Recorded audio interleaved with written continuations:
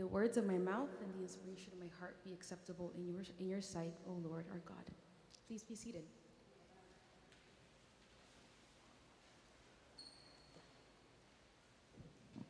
Hi everyone, welcome. As I was sitting, listening to the readings, I was like, oh wow, like I read them before, by the way, but before I got up here.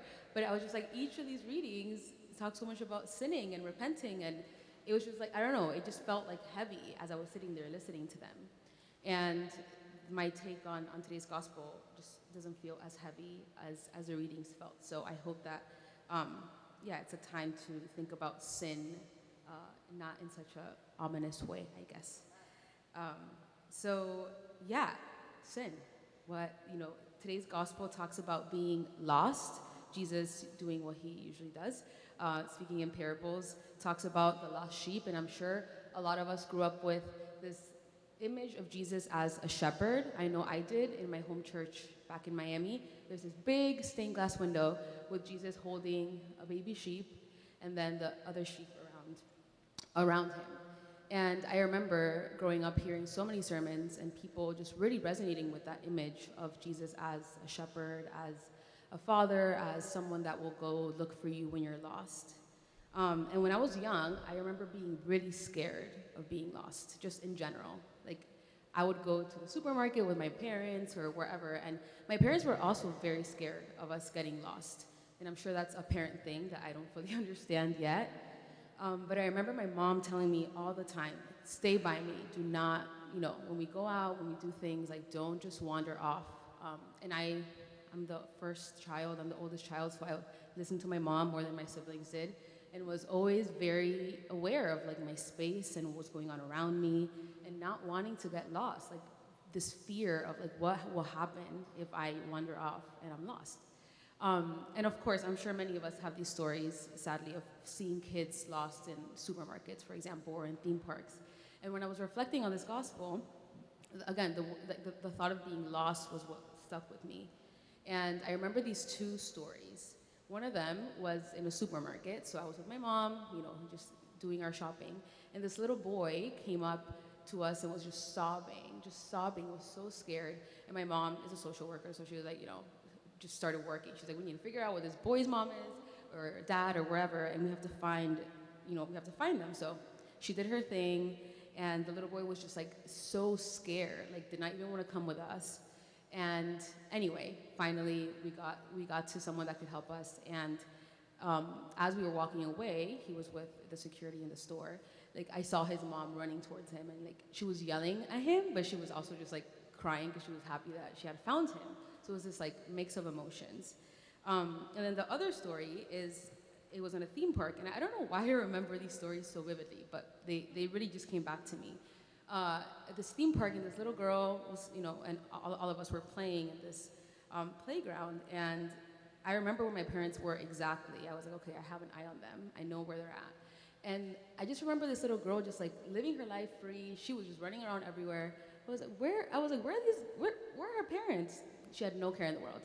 And as we were leaving, a security guard and a mom were walking towards the playground, and the little girl was like, oh, hi, Mom. And the mom was like, where have you been? I've been looking for you everywhere. And she was crying and screaming and like, just really, really upset again.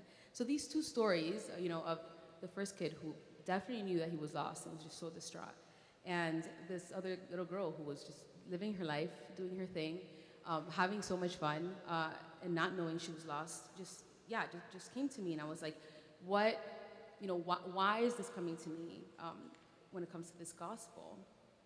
And I think the distinct experience of the kids and then the similar experience of the parents is what's coming to me. This feeling of, sometimes we're lost and in the world, that can be sin. I understand sin as something that separates us from God's love, for God's abundant love that's always there for us.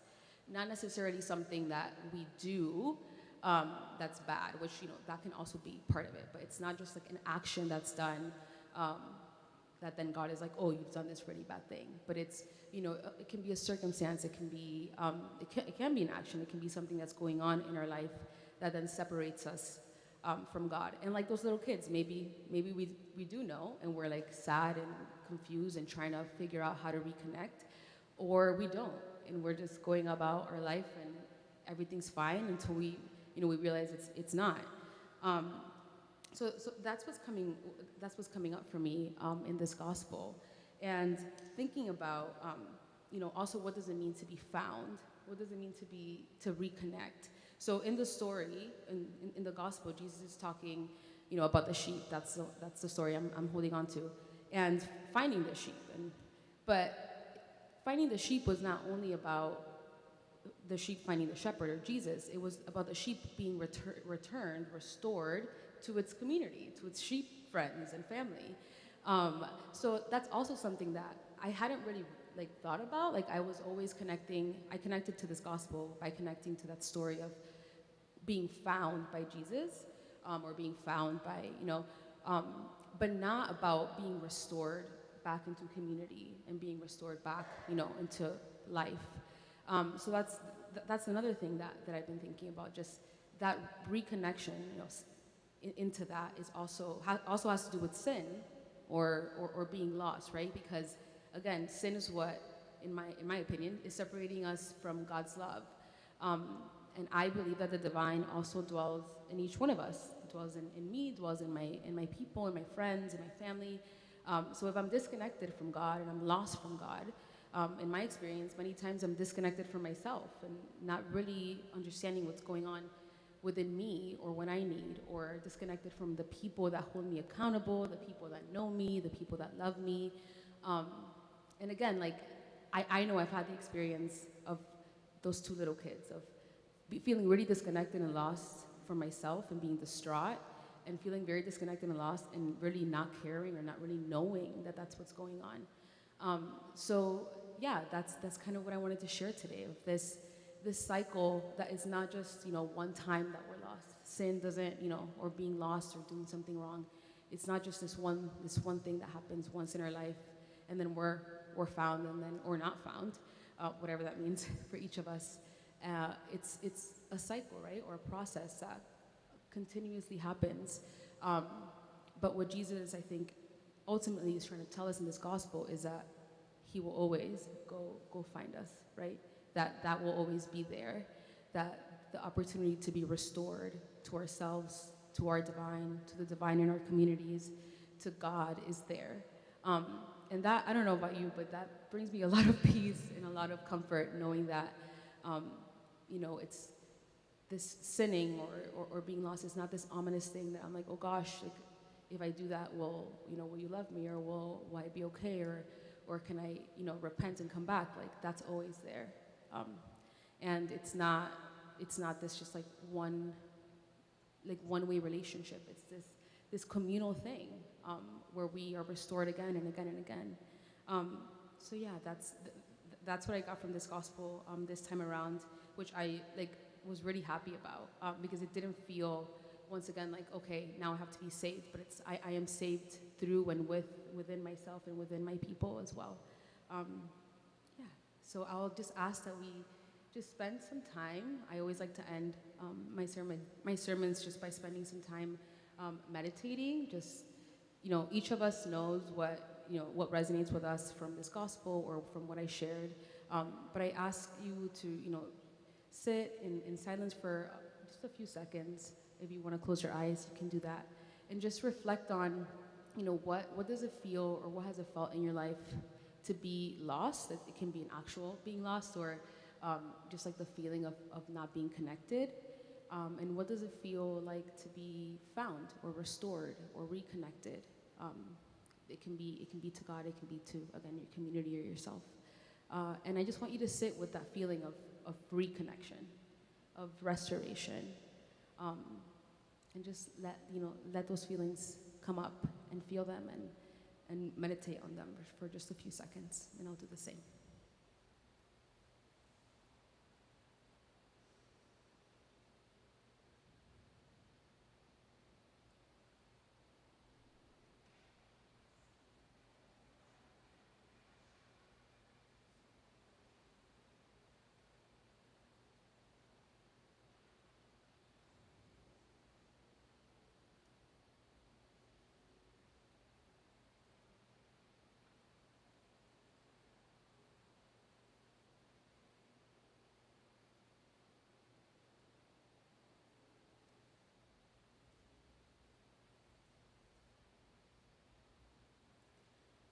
God, I thank you for helping us be restored back into our communities, helping us find forgiveness for ourselves and for those around us, for never forgetting about us, for always coming back time and time again to be with us, to walk with us, to understand us, whether we know that we need it or not. I thank you for that unconditional love, for never tiring of going after us or waiting for us. And I ask you to continue reminding us of that love and grounding us in that love, even if some days it's hard to understand. I pray all these things in the name of love. Amen.